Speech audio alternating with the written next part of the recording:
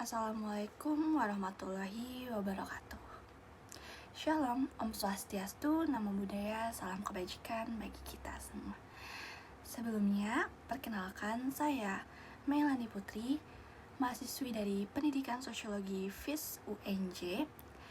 Pada kesempatan kali ini, saya akan mencoba membahas mengenai salah satu isu ataupun fenomena dari kenakalan remaja yang masih marak terjadi di Indonesia, terutama di kota-kota besar, yakni adalah tawuran. Jadi, pada kesempatan kali ini saya akan mencoba membahasnya menggunakan perspektif sosiologi kepemudaan sesuai dengan yang sudah saya pelajari selama setengah semester ini.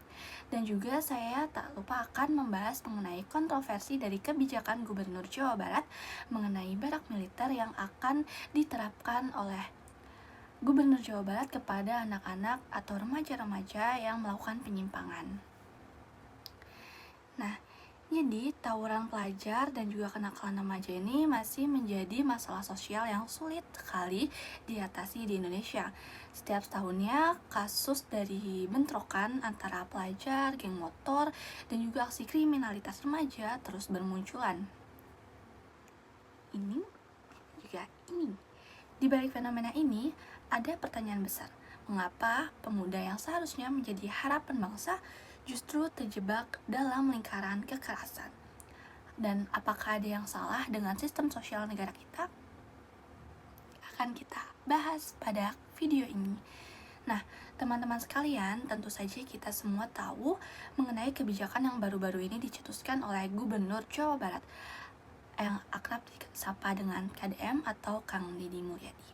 Jadi, Gubernur Jawa Barat ini menerapkan kebijakan barak militer yang digagas ini untuk remaja-remaja yang melakukan kenakalan atau penyimpangan.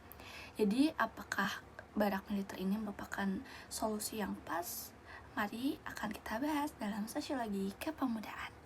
Pertama, itu kita akan membahas mengenai fenomena tawuran di Indonesia. Tahukah kalian, tawuran remaja bukanlah fenomena baru di Indonesia. Ratusan kasus tawuran terjadi di berbagai kota, bahkan menimbulkan korban jiwa. Motifnya itu bisa beragam, mulai dari solidaritas kelompok, balas dendam, hingga sekedar adu gengsi. Nah, dari sudut pandang sosiologi, tawuran itu merupakan ekspresi dari ketidakpuasan atau pencarian identitas dan juga pelarian dari tekanan hidup yang dilakukan oleh para pemuda atau remaja-remaja. Nah, banyak remaja yang merasa tidak dihargai di keluarga, di sekolah, yang kemudian akhirnya dia mencoba mencari perhatian dan juga mencari pengakuan di kelompok teman sebayanya. Nah, disinilah muncul solidaritas semu, di mana kekerasan itu dianggap sebagai bentuk loyalitas dan juga bentuk keberanian. Nah, jadi yang kedua, selanjutnya kita akan membahas mengenai pencarian jati diri oleh remaja. Dalam sosiologi kepemudaan, masa remaja merupakan periode transisi yang penuh dengan gejolak.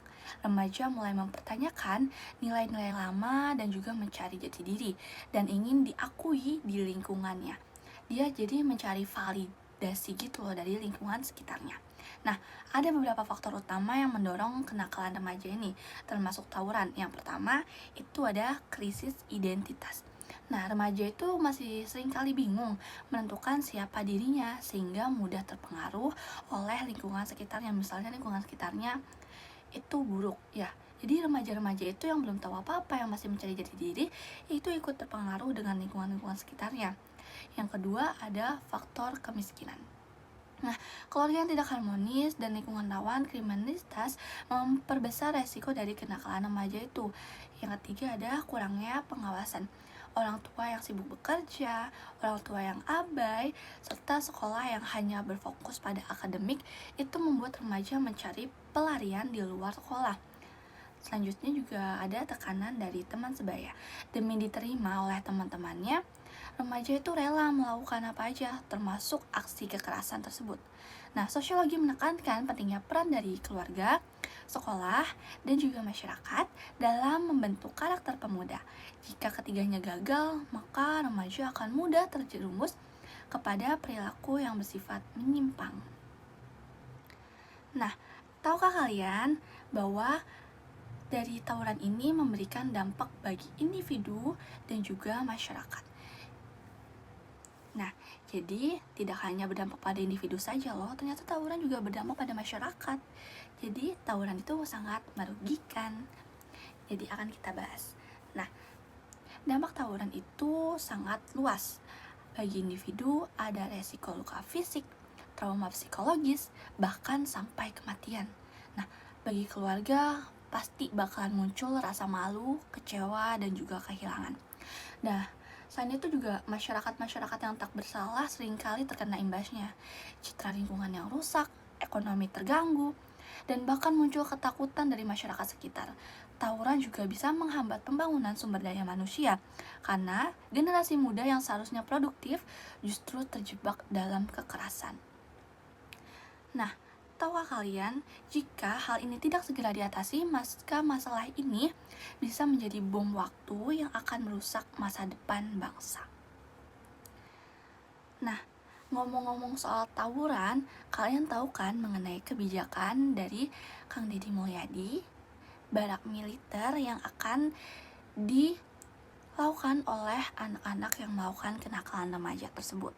Nah, seperti yang kita tahu, sebagai langkah tegas dari Gubernur Jawa Barat itu sendiri atau Kang Deddy Mulyadi untuk menggulirkan kebijakan dengan mengirimkan pemuda yang terlibat tawuran, geng motor, serta perilaku menyimpang ke barak militer.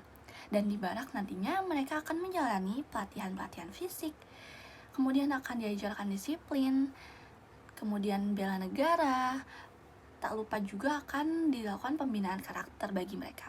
Tujuannya adalah agar para pemuda ini nantinya mendapat pengalaman baru, belajar hidup disiplin, dan juga meninggalkan kebiasaan-kebiasaan yang buruk. Nah, program ini tuh diharapkan dapat menanamkan nilai-nilai positif seperti tanggung jawab, kerjasama, dan juga rasa cinta tanah air. Namun teman-teman semua, tahukah kalian ternyata kebijakan ini masih menuai pro dan juga kontra di kalangan masyarakat. Bukan hanya masyarakat saja sih sebetulnya, tapi banyak pihak yang masih bertanya-tanya sebenarnya apakah masih ada solusi lain. Pasti ada gitu. Pasti juga timbul pro dan juga kontranya. Nah, jadi kebijakan barak militer ini kan ada pro dan kontranya aja. Nah, pendukung kebijakan menilai barak militer adalah solusi efektif untuk membentuk kedisiplinan dan juga tanggung jawab. Banyak dari mereka yang percaya pengalaman di barak bisa menjadi titik balik bagi remaja-remaja yang nakal. Namun nyatanya para ahli psikologi dan juga perlindungan anak itu mengingatkan pendekatan militer itu tidak terlalu cocok bagi remaja. Anak yang belum matang secara emosional itu bisa mengalami trauma. Jadi mereka itu bisa ngerasa trauma setelah mereka ada di barak itu mungkin saja ya. Nah, bahkan bisa aja justru malah jadi lebih agresif setelah keluar dari barak militer tersebut.